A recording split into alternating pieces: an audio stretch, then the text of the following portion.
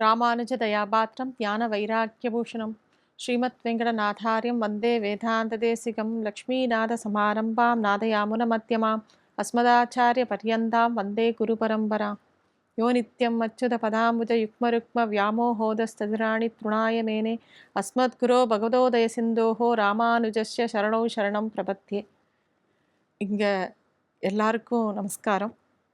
நம்ம 108 திவ்ய தேசங்களை பார்க்க போகிறோம். 108 திவ்ய தேசத்தில் முதன்மையானதாக இருக்கக்கூடிய ஸ்ரீரங்கத்தை பற்றி இன்றைக்கி நம்ம பார்க்க போகிறோம். ஸ்ரீரங்கம் அப்படிங்கிறது 108 திவ்ய தேசங்களில் முதன்மையானது, ஹெட் குவார்ட்டர்ஸ் அப்படின்னு நம்ம சொல்லலாம். ஸ்ரீ வைஷ்ணவத்தில் ஸ்ரீ வைஷ்ணவங்கிற விருட்சத்துக்கு ஆணிவேராக இருக்கக்கூடியது இந்த ஸ்ரீரங்கங்கிற திவ்ய தேசம். பெருமாள் கோயில் கொண்டிருக்கிற ஸ்தலங்களுக்கு பலவிதமான பெயர்கள் உண்டு. ஆர்ஷம், பௌராணிகம், மானவம், தெய்வம், ஸ்வயம் வியக்த க்ஷேத்திரம், அபிமானஸ்தலம் அப்படின்னு நிறைய உண்டு. ஆழ்வார்களால் மங்களாசாசனம் பண்ணக்கூடிய இடங்களுக்குத்தான் திவ்ய தேசம், அந்த கோயில்களுக்கு தான் திவ்ய தேசம்ங்கிற பேர் உண்டு. இப்போ ஆர்ஷம்ங்கிறது போது மரிச்சி, மார்க்கண்டேயர் அந்த மாதிரி மகரிஷிகள் உருவாக்கின கோவில்களுக்கு ஆர்ஷம் அப்படின்னு பேர். புராணங்களில் வரக்கூடிய பிரம்மாண்ட புராணம் மாதிரி புராணங்களில் சொல்லப்பட்ட ஸ்தலங்களுக்கு பௌராணிகம் அப்படின்னு பேர். மன்னர்களாலும் ரிஷிகளாலும் பிரார்த்தனை பண்ணிட்டு எழுப்பப்பட்ட கோவில்களுக்கு மானவம் அப்படின்னு பேர். தேவர்கள் எல்லாம் ஸ்துதி பாடி பெருமாளை பிரத்யட்சமாக சேவித்த இடங்களுக்கு தெய்வம்னு பேர். யாருமே கட்டாமல் ஸ்வயம்புவாக பெருமாள் ஆவிர்பவித்த இடங்களுக்கு ஸ்வயம் வியக்த க்ஷேத்திரம் அப்படின்னு பேர். ஆச்சாரிய புருஷர்களால் அபிமானிக்கப்பட்ட ஸ்தலங்களுக்கு அபிமான ஸ்தலம்னு பேர். இப்போது ஸ்ரீரங்கம், நைமிசாரண்யம், பத்ரிகாசிரமம், ஸ்ரீமுஷ்ணம், வானமாமலை, இந்த மாதிரி க்ஷேத்திரங்கள், புஷ்கரம், இது எல்லாமே ஸ்வயம் வியக்த க்ஷேத்திரமாக இருக்குது. அதாவது பெருமாளே ஆவிர்பாவித்த ஸ்தலம் இதெல்லாம். அப்பேற்பட்ட ஸ்ரீரங்கம் முதன்மையான கோவிலாக இருக்குது. ஸ்ரீ வைஷ்ணவத்தில் கோவில், பெருமாள் கோவில், திருமலை, இது மூணுமே ரொம்ப விசேஷமானது. இந்த கோவில் அப்படின்னா அது ஸ்ரீரங்கத்தை தான் குறிக்கும். திருமலை திருவேங்கடமுடியான் இருக்கக்கூடிய திருமலை அப்படிங்கிறது ரொம்ப முக்கியமானது. அதே மாதிரி அத்திகிரி அருளாளராக இருக்கக்கூடிய வரதராஜ பெருமாள் பெருமாள் கோயில் அப்படின்னு சொல்லுவாள். இது மூணுமே ரொம்ப பிரசித்தியாக ஸ்ரீ வைஷ்ணவத்தில் நம்ம பார்க்கலாம்.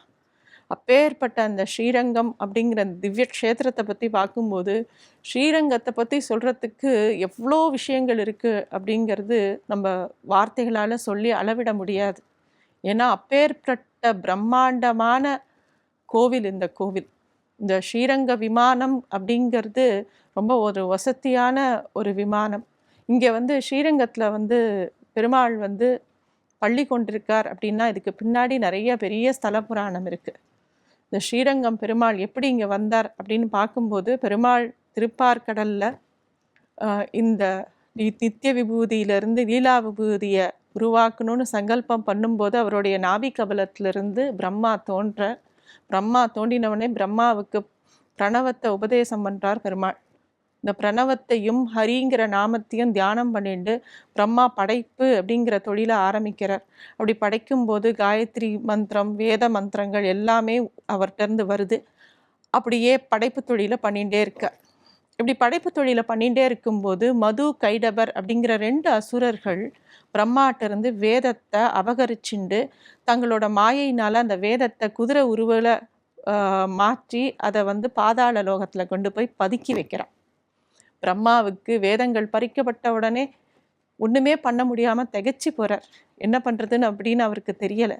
அப்போ பெருமாளை பிரார்த்தனை பண்ணும்போது பெருமாள் ஹயக்ரீவனாக அவதாரம் பண்ணி அந்த வேதத்தை மீட்டு பிரம்மா கிட்ட திரும்பவும் கொடுக்குறார்.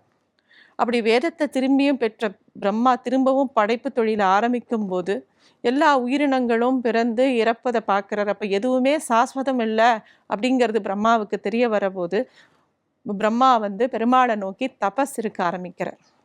அப்போ பிரம்மாவோட தபஸை மெச்சின பெருமாள் ஸ்ரீரங்க விமானத்தில் பிரம்மாவுக்கு காட்சி கொடுக்குறார். பிரம்மாவுக்கு அப்படி பார்த்த பெருமாளை நித்தியமாக பூஜை பண்ணணும்னு ஆசைப்படுறார். பெருமாள் ஸ்ரீரங்க விமானத்தில் அப்படியே ஆவிர்பவிச்சு வரார். அந்த சத்தியலோகத்துக்கு அந்த ஸ்ரீரங்க விமானம் வருது. எல்லா தேவர்களும், எல்லா நாரதர், கிங்குரு எல்லாரும் அவரை பெருமாளை சேவிச்சுன்னு இருக்கா. சத்தியலோகத்தில் எல்லா வேலைகளும் பிரம்மா வந்து அந்த பூஜைகளை பண்ணிட்டு பெருமாளை சேவிச்சுட்டு இருக்கான். இது நடந்துட்டே இருக்கு. அப்போ ஒரு சமயம் மனு அப்படிங்கிற ராஜா சத்தியலோகத்துக்கு போகிறான். அங்கே பிரம்மா பூஜை பண்ணக்கூடிய அந்த ஸ்ரீரங்க விமானத்தை பார்த்து ஆச்சரியப்படுறான். பெருமாளை பார்த்து சேவிக்கிறான். திரும்பவும் அவன் பூமிக்கு வந்து தன்னுடைய மகனான இஷ்வாகுக்கு ஸ்ரீரங்க விமானத்தை பற்றின பெருமைகளை சொல்லிகிட்டே இருக்கான். எப்போ ஸ்ரீரங்க விமானத்தை பற்றியே பேசின்னு இருக்கிற மனு சொல்லக்கூடிய விஷயங்களை கேட்ட இஷ்வாகுக்கு அந்த பெருமாளை சேவிக்கணும்னு ஒரு ஆசை வந்துடுறது. உடனே பிரம்மாவை நோக்கி இஷ்வாகு தபஸ் இருக்கான். அப்படி தபஸ் இருக்கும்போது பிரம்மாவுக்கு ரொம்ப கவலை வருது. கண்டிப்பாக இஷ்வாகு என்ன கேட்க போகிறான்னு பிரம்மாவுக்கு தெரியும். பிரம்மா ரொம்ப வருத்தப்படுற வரைக்கும் ரங்க விமானத்தை பிரியணுமா, ரங்கனை விட்டு பிரியணுமா அப்படிங்கிற துக்கம் பிரம்மாவை சூழ்ந்துக்கிறது. அப்போ பெருமாள் பிரம்மா கிட்ட சொல்கிறார், இந்த மாதிரி நான் அயோத்தியாவில் போய் இருக்கிறது தான் எனக்கு விருப்பம். அயோத்தியாவுக்கு அப்புறமா நான் வந்து ஸ்ரீரங்க க்ஷேத்திரத்தில் சந்திர புஷ்கரணி கிட்ட போய் நான் ரொம்ப நாள் வாசம் பண்ண போகிறேன். அதனால் என்னைய நீ வந்து இஷ்வாகு கிட்ட கொடுத்துடு அப்படிங்கிறத பெருமாள் சொல்கிறார். இப்போ பிரம்மா வந்து பெருமாளை பிரிய முடியாத ஒரு தன்னுடைய நிலையை பற்றி சொல்லும்போது பிரம்மா கிட்ட பெருமாள் ஒரு வாக்கு கொடுக்குறார். அதாவது தினமும் உஷத் காலத்துக்கு முன்னாடி நீ வந்து என்னை பூஜை பண்ணலாம், தினமும் நீ என்னை பூஜை பண்ணக்கூடிய விஷயத்த நான் ஏற்றுப்பேன் அப்படிங்கிறத பெருமாள் வாக்காக கொடுக்குறார். அதுக்கேற்ற மாதிரி பிரம்மாவும் இஷ்வாகு கேட்ட உடனே ரங்க விமானத்தை இஷ்வாகுக்கு கொடுக்குறான். இஷ்வாகு அந்த பெருமாளை எடுத்துன்னு வந்து அயோத்தியாவில் பிரதிஷ்டை பண்ணி எல்லா வேளை பூஜைகளையும் ரொம்ப நித்தியமாக பண்ணிட்டு வரான். இஷ்வாகுக்கு அடுத்தது அவனோட பரம்பரையில் எல்லாரும் அந்த பூஜைகளை ரொம்ப கிரமமாக பண்ணிட்டு வரா. ராமர் வரைக்கும் அந்த ஸ்ரீரங்க விமானத்தை பூஜை பண்ணிட்டு வரா. இப்போது புத்திரகாமிஷ்டி யோகம் தசரத மகாராஜா ராமர் பறக்கிறதுக்கு முன்னாடி புத்திரகாமிஷ்டி யோகம் பண்ணும்போது பல ராஜாக்கள் அந்த புத்திரகாமிஷ்டி யோகத்துக்கு வரா. அப்போ இங்கே தென்னிந்தியாவிலேருந்து தர்மவர்மா அப்படிங்கிற ஒரு ராஜா அந்த புத்திரகாமிஷ்டி யோகத்துக்கு போகும்போது இந்த ஸ்ரீரங்க விமானத்தை தரிசனம் பண்ணுறார். இந்த ஸ்ரீரங்க விமானத்தை தரிசனம் பண்ணின உடனேயே இந்த பெருமாள் நம்ம ஊருக்கு வந்தால் நன்னா இருக்குமே அப்படிங்கிற எண்ணம் மனசுக்குள்ளே வந்து அதையும் பெருமாள் முன்னாடி பிரார்த்திச்சுக்கிற தர்மவர்மா. ராவணம் வதம் முடிஞ்ச உடனே விபீஷணன் வந்து பெருமாளை வந்து பட்டாபிஷேகம்லாம் ஆனப்புறம் திரும்பவும் இலங்கைக்கு போகணும் போது ராமரை விட்டு பிரிய மனசு இல்லாமல் ரொம்ப தவிச்சு போகிறான். அவனோட தவிப்பை பார்த்த ராமர் தான் பூஜை பண்ணின்னு வந்த ஸ்ரீரங்க விமானத்தையும் பெருமாளையும் அப்படியே விபீஷணனுக்கு பரிசாக கொடுக்குறார். விபீஷணன் அதை எடுத்துட்டு இலங்கையை நோக்கி போகிறான். அப்படி இலங்கையை நோக்கி போகும்போது ஸ்ரீரங்கத்துக்கிட்ட வரும்போது பெருமாளுக்கு காவேரி கரையை பார்த்த உடனே சந்திர புஷ்கரணியை பார்த்த உடனே இங்கேயே தங்கிடணும் அப்படிங்கிற ஆசை வருது. விபீஷணன் ரொம்ப களைப்பாக இருக்கான். அதனால அன்னைக்கு அவன் பண்ண வேண்டிய நித்திய கர்மாக்களை பண்ணுறதுக்காக பெருமாளை அந்த இடத்துல வச்சுட்டு தன்னோட நித்திய கர்மாக்களை எல்லாம் பண்ணுறான். பண்ணிட்டு திருப்பியும் ரங்க விமானத்தை எடுக்கும்போது அவனால் எடுக்கவே முடியல. விபீஷணன் ரொம்ப வருத்தப்பட்டு கதறிடுறான், ரங்க விமானத்தை எடுத்துன்னு போக முடியலேன்னு. அப்போ பெருமாள் விபீஷணனுக்கு பிரத்யட்சமாகி, நான் இங்கேயே இருக்க விரும்புகிறேன், நான் வந்து எப்பயுமே உன்னை இலங்கை நோக்கி உன்னை பார்த்துட்டே இருப்பேன் அப்படின்னு வாக்கு கொடுக்குறார். இந்த இடத்துல தான் இந்த விஷயத்தை தொண்டரடி பொடியாழ்வார் குடதிசை முடியை வைத்து குணதிசை பாதம் நீட்டி வடதிசை பின்பு காட்டி தென் திசை இலங்கை நோக்கி கடல் நிறக்கடவுள் எந்தை அரவணை துயிலுமா கண்டு உடல் எனக்கு உருகுமாலோ என் செய்கேன் உலகித்தீரே அப்படின்னு ஆழ்வார் பாடியிருக்கார். அதனால் விபீஷணன் வந்து நித்தியமும் பெருமாள் வந்து விபீஷணனையும் இலங்கையும் பார்த்துட்டு இருக்கிறதா வாக்கு கொடுக்குறார். அந்த சமாதானத்தோட விபீஷணன் அங்கேருந்து போகிறான். இங்கே தர்மவர்மா ஆசைப்பட்டபடி பெருமாள் ஸ்ரீரங்கத்துக்கு வந்துடுறா. தர்மவர்மா பெருமாள் இங்கே வந்த உடனே அழகான ஒரு கோவிலை எழுப்புறான். 6 கால பூஜை எல்லாமே நித்தியமாக பண்ணின்னு இருக்கான். தர்மவர்மா காலத்துக்கு அப்புறமா கொஞ்சம் காலங்களில் காவேரியில் நடந்த மாற்றங்கள்னால அந்த ஸ்ரீரங்கம் கோவிலே மணலால் மூடப்பட்டுருது. நிறையா பேருக்கு கோவில் என்ன ஆச்சுன்னு தெரியலை. இப்படியே பல காலம் போகிறது. இந்த தர்மவர்மா வம்சத்தில் வந்த கிளி சோழன் அப்படிங்கிறவன் வந்து ஒரு நாள் வேட்டையாடிட்டு இந்த பக்கமாக வரும்போது அங்கே ஒரு கிளி வந்து ஒரு மணல் மேட்டில் நின்றுட்டு ஒரு மந்திரத்தை சொல்கிறத அவன் கவனிக்கிறான்.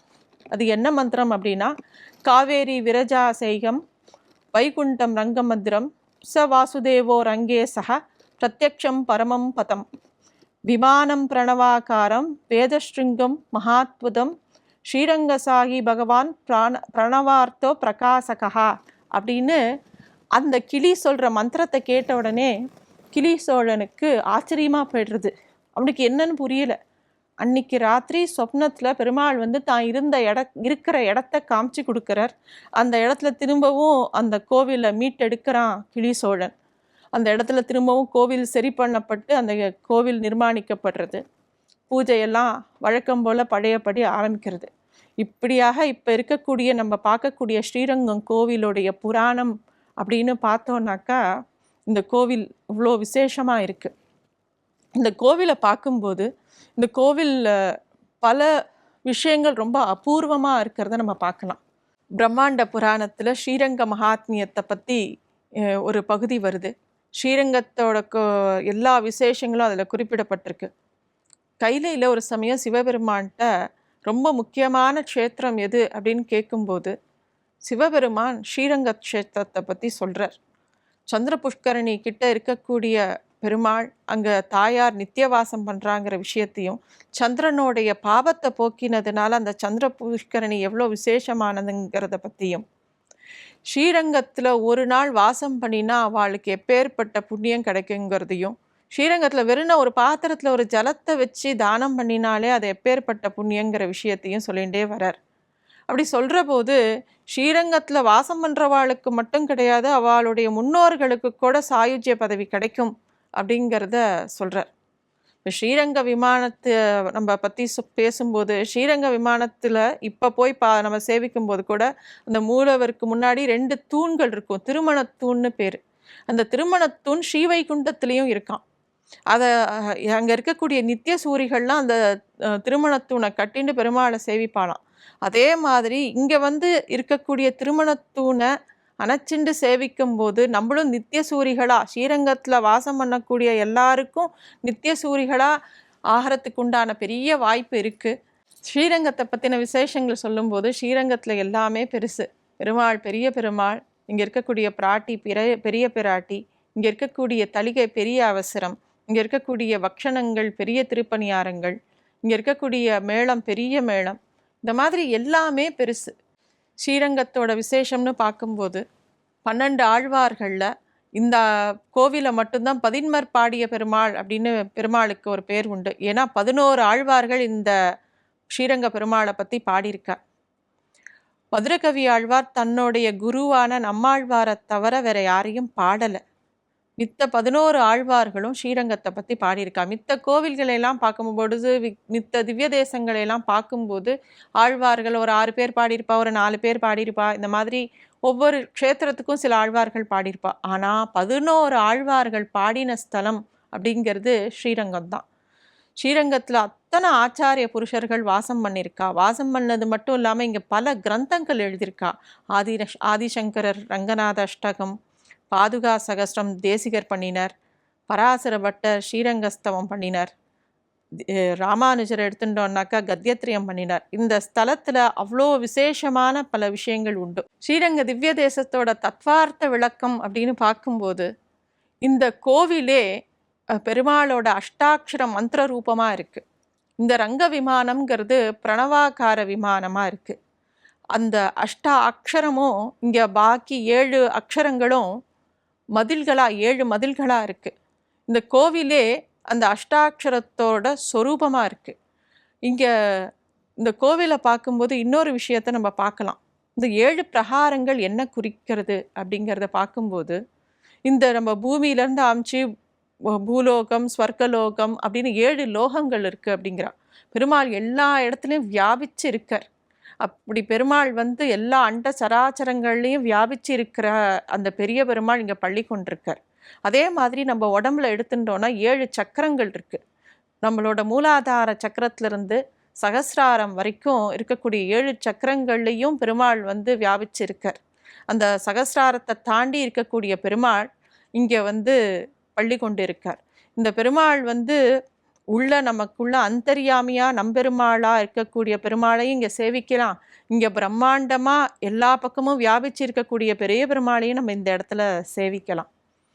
இந்த ஸ்தலத்தில் சொல்லும்போது 2 ஆழ்வார்கள், அதாவது திருப்பானாழ்வாரும் ஆண்டாளும் பெருமாளோட கலந்துட்டா இந்த இடத்துல. அப்பேற்பட்ட விசேஷம். நம்ம இந்த திருமணத்தூணை தாண்டி பெருமாளை பார்க்கும்போது இது ஒரு சாதாரண ஒரு கர்ப்ப கிரகமாக நம்ம பார்க்க முடியாது. சத்தியலோகத்திலிருந்து வந்த இந்த ஸ்ரீரங்க விமானம்ங்கிறது இப்போ நம்ம ஃபிசிக்கலாக பார்க்கக்கூடிய கோவில்லாம் இருந்தால் கூட அந்த திருமணத்தூணை தாண்டி நம்ம பார்க்கும்போது அது ஒரு வேற ஸ்பிரிச்சுவல் ரேம் இருக்கு. திருப்பானாழ்வாரும் ஆண்டாளும் பெருமாள் இந்த இடத்துல தான் சேர்றா. இந்த திருப்பானாழ்வாரோட விசேஷத்தை பார்க்கும்போது திருப்பானாழ்வார் ரங்கநாதரை பற்றி 10 பாசுரங்கள் தான் பாடுறார். அமலநாதி பிரான் அப்படிங்கிற பாசுரம். அவருடைய சரித்திரத்தை பார்க்கும்போது தினமும் காவேரி கரையிலேருந்து ஸ்ரீரங்கத்தை நோக்கி அவர் பாணர் குலத்தை சேர்ந்தவர். அதனால் க்ஷேத்திரத்துக்குள்ளே வராமல் அந்த கரை ஓரத்தில் நின்றுட்டே பெருமாளை பார்த்து பாடிகிட்டே இருப்பாராம். பெருமாளும் அந்த பாட்டை கேட்டு மயங்கின்றே இருப்பார். அப்போது கோவில்லேருந்து லோகசாரங்க முனிவர் அப்படிங்கிற பட்டர் ஒரு நாள் ஸ்நானம் பண்ணுறதுக்காக வரும்போது தன்னை மறந்து நின்றுருந்த பாடின்னு இருந்த பாணர் குலத்தை சேர்ந்த ஆழ்வாரை பார்த்து கொஞ்சம் தள்ளிக்கோ அப்படிங்கிறார். ஆனால் அவர் நகர்ந்துக்கலை. இப்போ லோகசாரங்க முனிவர் இவர் மேலே படக்கூடாதுங்கிறதுக்காக ஒரு சின்ன கல் எடுத்து அவர் மேலே வீசுறார். அது அவர் மேலே பட்டு அவருக்கு ஒரு காயம் வந்துடுறது. லோகசாரங்க முனிவர் திரும்பவும் பெருமாளுக்கு திருமஞ்சனம் பண்ணுறதுக்கு கைங்கரியம் பண்ணுறதுக்கு போகும்போது அங்கே பெருமாள் நெத்தியிலேருந்து ரத்தம் வரதை பார்க்குறார். மிரண்டு போயிடுறார். என்ன ஆச்சு, நான் என்ன அபச்சாரப்பட்டேன் அப்படின்னு கேட்கும்போது தன்னோட அடியாரான திருப்பானாழ்வாரை காயப்பட்ட விஷயத்த பெருமாள் உணர்த்துறார். அங்கேருந்து திரும்பவும் திருப்பானாழ்வாரை தேடின்னு நீங்கள் பெருமாளை சேவிக்கிறதுக்கு வரணும், உங்களை கூட்டின்னு வந்தால் தான் பெருமாள் எனக்கு எல்லா கைங்கரியம் பண்ணுறதுக்கு அனுமதிப்பார் அப்படின்னு கெஞ்ச. அப்போ திருப்பானாழ்வார் கீழ் குலத்தை சேர்ந்தவன், என்னால் கோவிலுக்குள்ளே வர முடியாதுன்னு சொல்ல, அப்போ நான் உங்களை சுமந்துண்டு போகிறேன் அப்படின்னு லோகசாரங்க முனிவர் திருப்பானாழ்வாரை தன்னோட தோளில் சுமந்துண்டு அந்த கோவிலுக்குள்ளே அழைச்சின்னு போகிறார். பெருமாள் தன்னோட அடியார்களை எப்படி வசத்தி வைப்பார் அப்படிங்கிறதுக்கு இது ஒரு உதாரணம். அங்கே போய் ரங்கனை நேரில் பார்த்த திருப்பானாழ்வார் தன்னை மறந்து அமலநாதி பிரான் அப்படிங்கிற பாசுரத்தை பாடுறார். அமலநாதிபிரான் அடியாட்கென்னை ஆட்படுத்த விமலன் விண்ணவர்கோன் விரையார் பொழில் வேங்கடவன் நிமலன் நின்மலன் நீதிவானவன் நீள்மதில் அரங்கத்தம்மான் திரு கமலபாதம் என் கண்ணினுள் ஒக்கின்றதே அப்படின்னு அவர் பாடுறார். அப்படி பாடின உடனே பெருமாளை முழுக்க திருமுடியிலிருந்து திருவடி வரைக்கும் வரிசையாக பாடிண்டே வரார். அப்போ கடைசியாக கொண்டல் வண்ணனை கோவலனாய் வெண்ணெய் உண்டவாயன் என் உள்ளம் கவர்ந்தானை அண்டர் கோணி அணியரங்கன் என் அமுதனை கண்ட கண்கள் மற்றொன்றை காணாவே அப்படின்னு பெருமாளை பார்த்த கண்களால் வேற எதையும் சேவிக்கிறதுக்கு விருப்பம் இல்லை அப்படின்னு அவர் சொன்ன உடனே பெருமாளோட கலந்துடுறார். அப்பேற்பட்ட விசேஷமான ஸ்தலம். இந்த இடத்துல பெருமாள் பிரத்யக்ஷங்கிறதுக்கு பல பேருக்கு பெருமாள் தன்னை காமிச்சு கொடுத்துருக்கார். நம்ம ஆழ்வார் ஆச்சாரிய புருஷர்கள் எல்லாமே இதுக்கு பிரமாணமாக நிறைய விஷயங்கள் நிறைய கதைகள் மூலமாக நம்ம இதை தெரிஞ்சுக்கலாம். இதே பெருமாளைத்தான் பிள்ளை வரங்கா வில்லிதாசருக்கு ராமானுஜர் காமிச்சு கொடுக்கிறார். அவருடைய கண்ணழகை பார்த்து மயங்கி போய் ராமானுஜருக்கு அடியாராக போய் இருந்து சேவை பண்ண ஆரம்பிச்சிடார் பிள்ளை வரங்கா வில்லிதாசர். இங்கே இருக்கக்கூடிய பெரிய பிராட்டி தாயார் ஸ்ரீரங்கநாச்சியார், ஸ்ரீதேவி பூதேவி ஸ்ரீரங்கநாச்சியார்னு இந்த ஸ்தலத்தில் இருக்கக்கூடிய தாயார் சன்னதியில் 2 மூலவரை நம்ம சேவிக்கலாம். இந்த ஸ்ரீரங்கநாச்சியார் இங்கே இருக்கக்கூடிய வில்வ மரத்துக்கிட்ட இருந்து தான் ஆவிர்வவிக்கிறார். இந்த ஸ்தலத்தை பொறுத்த மட்டுக்கும் 7 தேவிமார்கள் பெருமாளுக்கு உண்டு. ஸ்ரீதேவி பூதேவி ஸ்ரீரங்கநாச்சியார், உறையூர் கமலவல்லி நாச்சியார், சேரகுலவல்லி நாச்சியார், ஆண்டாள், துலுக்க நாச்சியார் அப்படிங்கிற 7 பேரும் பெருமாளுடைய தேவிமார்கள். இங்கே இருக்கக்கூடிய சந்திர புஷ்கரணியை பற்றி பெரிய விசேஷமான நிறைய விஷயங்கள் இங்கே உண்டு. இங்கே நிறைய சன்னதிகள் உண்டு இந்த கோவிலில். இந்த கோவிலில் ஆச்சாரிய புருஷர்கள் அப்படின்னு பார்க்கும்போது நாதமுனிகளில் ஆரம்பித்து நாதமுனிகள், உய்யக்கொண்டார், மணக்கால் நம்பி, ஆள வந்தார், பெரிய நம்பி, எம்பெருமானார், அதுக்கப்புறமா கூரத்தாழ்வான், பராசரபட்டர், நஞ்சியர் அப்படின்னு நிறைய ஆச்சாரிய புருஷர்கள் வாழ்ந்த இடம். வேதாந்த தேசிகர், மணவாள மாமுனிகள் எல்லாருமே வாசம் பண்ண ஸ்தலம் இது. ஒவ்வொருத்தரும் புள்ளலோகாச்சாரியார் பண்ண விஷயங்கள்லாம் பார்க்கும்போது ரொம்ப ஆச்சரியமாக இருக்கும். இப்போ ஏற்பட்ட இந்த ஸ்தலத்தில் நித்தியமாக உற்சவங்கள் நடந்துகிட்டே இருக்கும். இவ்வளோ சிறப்பாக உற்சவங்கள்லாம் நடக்கும்போது ராமானுஜர் பண்ணின கைங்கரியமானது இந்த கோவிலில் ரொம்ப ஜாஸ்தி. ராமானுஜர் இந்த கோவிலில் இருக்கக்கூடிய எல்லா விஷயத்தையும் ஒழுங்குபடுத்தினார். பெருமாளுக்கு நித்தியமாக என்னென்ன பூஜைகள் பண்ணணும், நித்திய உற்சவங்கள் என்ன, பெருமாள் என்ன விதமான ஆபரணங்களை தரிச்சிக்கணும், எல்லாத்தையுமே ராமானுஜர் ஏற்படுத்தி வச்சார். அப்படி ராமானுஜர் காலத்தும் போதே நிறைய குழப்பங்கள் இருந்தால் கூட அதுக்கப்புறமா ஒரு இருண்ட காலம் வந்து ஸ்ரீரங்கத்தை சூழ்ந்தது. அதாவது 1340ஆம் ஆண்டுக்கு அப்புறமா ஒரு பெரிய சூழ்ச்சி நடந்தது. முஸ்லீம் படையெடுப்பும் போது, மாலிக் கபூர் படையெடுப்பும் போது பெருமாள் ஸ்ரீரங்கத்தை விட்டு 48 வருஷ காலம் வெளியில் போகிற மாதிரி ஆயிடுத்து. அப்போது முஸ்லீம் படையெடுப்பும் போது வேதாந்த தேசிகர் வந்து மூலவரை ஒரு செவுரு கொண்டு எழுப்பி பெருமாளை காத்து அந்த கிரந்தங்களையும் காப்பாற்றி கொடுத்தார். பிள்ளலோகாச்சாரியார் வந்து இதே உற்சவ பெருமாளை எடுத்துன்னு மதுரையை நோக்கி போனார். அப்புறமா 48 வருஷ காலம் கழித்து கோபண்ணாங்கிற ஒரு பெரிய தபஸ்வி மூலமாக திரும்ப ஸ்ரீரங்கத்துக்கு எழுந்தருளை பண்ணினார். வேதாந்த தேசிகரோட அறிவுரைப்படி கோபண்ணா பெருமாளை மீட்டு எடுத்துன்னு வந்து ஸ்ரீரங்கத்தில் ஸ்தாபிக்கிறார். ஏன்னா 48 வருஷ காலம் பெருமாள் வெளியில் இருந்தார் அப்படின்ன உடனே உள்ளூரில் இருக்கக்கூடியவாலாம் வேற ஒரு பெருமாளை வச்சு எல்லா பூஜையும் பண்ண ஆரம்பிச்சிடுவா. இப்போ இந்த 2 பெருமாளுக்குள்ள யார் அப்படிங்கிற கேள்வி வரும்போது அந்த ஊரில் வயசான வண்ணா ஒருத்தன் இருந்தான். அவனுக்கு கண்ணு தெரியாது. அவனுக்கு ரொம்ப 90 வயசு 100 வயசு கிட்ட அவனுக்கு ரொம்ப வயசு. அப்போ அவனை கேட்கும்போது அவன் என்ன சொல்கிறான், 2 பெருமாளுக்கும் வஸ்திரம் சாத்தி திருமஞ்சனம் பண்ணுங்கோ அப்படின்னு சொல்கிறான். அதே மாதிரி திருமஞ்சனமும் பண்ணுறா. திருமஞ்சனம் பண்ணின உடனே அந்த வஸ்திரத்தினால எனக்கு அந்த தீர்த்த பிரசாதத்தை சாதிக்கிறது அப்படின்னு கேட்ட உடனே தீர்த்த பிரசாதத்தை சாதிக்கிறான். அப்போது தன்னுடைய பெருமாளை அடையாளம் கண்டுட்டு இதுதான் நம்பெருமாள் அப்படின்னு அவன் காமிச்சு கொடுக்குறான். இன்றைக்கும் ஸ்ரீரங்கத்தில் அந்த ஈரவாட பிரசாதம் அப்படிங்கிறது ரொம்ப பிரசித்தியானது.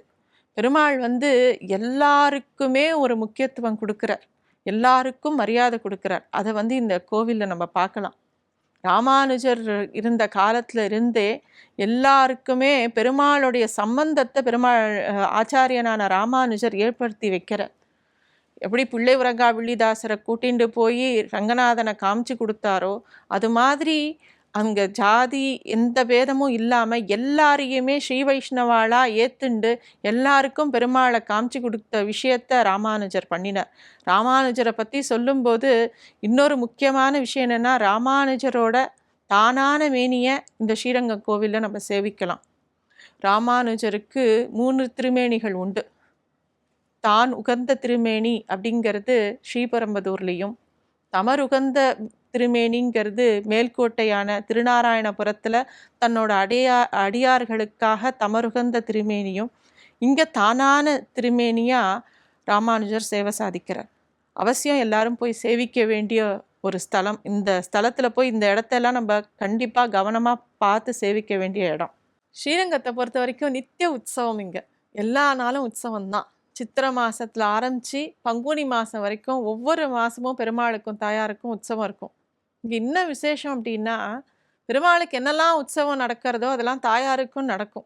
இப்போ சித்திரை மாதத்தை எடுத்துட்டோம்னாக்கா சித்திரத்தேர், சேரகுலவல்லி தாயாரோட சேத்தி சேவை, விருப்பன் திருநாள் இதெல்லாம் சித்திரை மாதத்தில் நடக்கும். வைகாசி மாதத்தை எடுத்துக்கும் போது வசந்த உற்சவம் தாயாருக்கும் பெருமாளுக்கும் நடக்கும். ஆனி மாதம் ஜேஷ்டாபிஷேகம் நடக்கும். ஆடி மாதம் ஆடிப்பெருக்கு, திருக்காவேரிக்கு திருமஞ்சனம் நடக்கும். ஆடிக்கு அப்புறம் ஆவணி மாதத்தில் பெருமாளுக்கு ஸ்ரீஜெயந்தி உற்சவம் நடக்கும். அப்போ தான் வந்து பவித்ர உற்சவம் நடக்கும், பூச்சாண்டி சேவை நடக்கும். ரொம்ப விசேஷமாக இருக்கும் எல்லா உற்சவங்களையும் சேவிக்கிறது இங்கே. ஆவணிக்கு அப்புறம் புரட்டாசி மாதம் நவராத்திரி உற்சவம் நடக்கும் தாயார்கிட்ட. இப்போ வந்து ரொம்ப விசேஷமாக இருக்கும். அங்கே யானை வந்து தாயார் முன்னாடி மௌத்தார்கன் வாசிக்கிறதெல்லாம் அப்போ தான் சேவிக்கலாம். ஐப்பசி மாதத்தில் தங்க குடத்தில் காவேரியிலேருந்து பெருமாளுக்கு தீர்த்தம் கொண்டு வருவா. ரங்கநாச்சியாருக்கு ஊஞ்சல் உற்சவம் நடக்கும். அப்புறம் கார்த்திகை மாதத்தில் தான் கைசிகை ஏகாதசி நடக்கும். பெருமாளுக்கு 365 போர்வை சாத்துவா. திருக்கார்த்திகை சொக்கப்பானை நடக்கும். கார்த்திகைக்கு அப்புறமா மார்கழி உற்சவம். மார்கழி உற்சவம் தான் ரொம்ப சிறப்பான உற்சவம் ஸ்ரீரங்கத்தில். அத்தியன உற்சவம் அப்படின்னு பேர். பெருமாளுக்கு வந்து அரையர்கள் வந்து பெருமாள் முன்னாடி திவ்ய பிரபந்தத்தை பாடுவா அபிநயம் பிடிச்சு. அரையர் சேவை அப்படிங்கிறது ஸ்ரீரங்கத்தில் ரொம்ப முக்கியமான சேவை. எல்லா உற்சவங்களையும் அரையர் வந்து பெருமாள் முன்னாடி பாசுரம் பாடுறத நம்ம சேவிக்கலாம். எல்லா உற்சவங்களையும் இந்த அரையர் அப்படிங்கிறவா பெருமாள் முன்னாடி தாளம் போட்டுண்டு பிரபந்தத்தை சேவிப்பா. முக்கியமாக இந்த அத்தியன உற்சவத்தும் போது 4000 பாசுரங்களையும் பெருமாள் முன்னாடி ஆழ்வார்களும் இருப்பா. ஆழ்வார்களோட எல்லா மூர்த்தங்களும் அங்கே இருக்கும். முன்னாடி நிறையர்கள் பெருமாளுக்கு 4000மும் அபிநயம் பிடிச்சு பாடுவா. இந்த வைகுண்ட ஏகாதசிக்கு முன்னாடி 10 நாள் பகல் 10 உற்சவம் அப்படின்னு பேர். அந்த வைகுண்ட ஏகாதசிக்கு அப்புறமா வரக்கூடிய 10 நாட்களும் ராப்பத்து உற்சவம்னு பேர். இந்த ராப்பத்து உற்சவத்தை திருவாய்மொழி உற்சவம் அப்படின்னும் சொல்லுவாள். திருநெடுந்தாண்டகத்தில் ஆரம்பித்து, அதாவது திருமங்கை ஆழ்வார் சாதித்த திருநெடுந்தாண்டகத்துலேருந்து ஆரம்பித்து இந்த உற்சவங்கள் ஆரம்பிக்கும். இந்த பகல் 10லேயே பெருமாள் முன்னாடி எல்லா பிரபந்தத்தையும் சொல்லிட்டு வருவா. அதாவது வைகுண்ட ஏகாதசிக்கு முதல் நாள் பெருமாள் மோகினி அலங்காரத்தில் வருவாள். வைகுண்ட ஏகாதசி அன்னைக்கு பரமபத வாசல் வழியாக பெருமாள் வெளியில் அப்படியே ஆயிரங்கால் மண்டபத்துக்கு வருவார். அப்படி வரும்போது ரத்ன அங்கி சாத்தின்னு இருப்பார் பெருமாள். பல மணி நேரம் பெருமாள் அங்கே நம்ம சேவிக்கலாம். இந்த பெருமாளுக்கு கைங்கரியம் பண்ணக்கூடிய ஸ்ரீபாதம் தாங்கிகள்லாம் அந்த பெருமாளை பல விதமாக நமக்கு காமிச்சுட்டே இருப்பா. அந்த இடத்துல மணிக்கணக்காக நின்றுருப்பா பெருமாளை தன்னோட தோளுக்கினியானில் சுமந்துண்டு. அப்பேற்பட்ட விசேஷமான ஒரு உற்சவம் இது. இந்த உற்சவத்தோட ராப்பத்து உற்சவமும் ரொம்ப விசேஷமாக இருக்கும். அப்போ ஆயிரங்கால் மண்டபத்தில் பெருமாள் எழுந்தருளி இருப்பார் தினமும். அப்போது 7ஆம் நாள் உற்சவத்தும் போது பெருமாள் கைத்தல சேவை அப்படிங்கிற ஒரு சேவை கொடுப்பார். நம்மாழ்வார் முன்னாடி பெருமாளை கைத்தலமாக கூட்டின்னு ஒரு சேவை நடக்கும். அதுக்கப்புறமா பெருமாளுக்கு அதுக்கு அடுத்த நாள் வேடுபரி உற்சவம். திருமங்கை ஆழ்வார் எப்படி பெருமாளோட வேடுபரி ஈடுபட்டு பெருமாள்கிட்ட இருந்து திருமந்திரத்தை வாங்கிக்கிறாரோ அந்த மாதிரி ஒரு உற்சவமும் அங்கே நடத்தி காட்டுவா. அதுக்கப்புறமா கடைசி 10ஆம் நாள் உற்சவத்தன்னைக்கு நம்மாழ்வார் மோட்சம் நடக்கும்.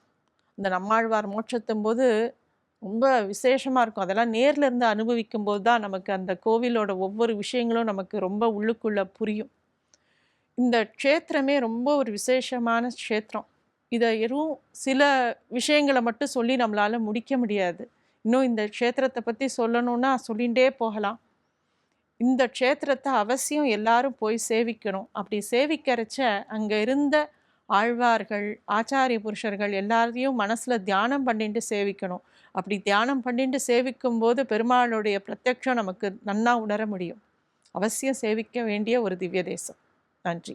விகடனின் சூப்பர் ஹிட் நாவல்கள், தொடர்கள், கதைகள் எல்லாம் இப்ப ஆடியோ புத்தகங்களாக இப்பவே விகடன் ஆப்பை டவுன்லோட் செய்யுங்க. விகடன் பிளேய இலவசமாக என்ஜாய் பண்ணுங்க.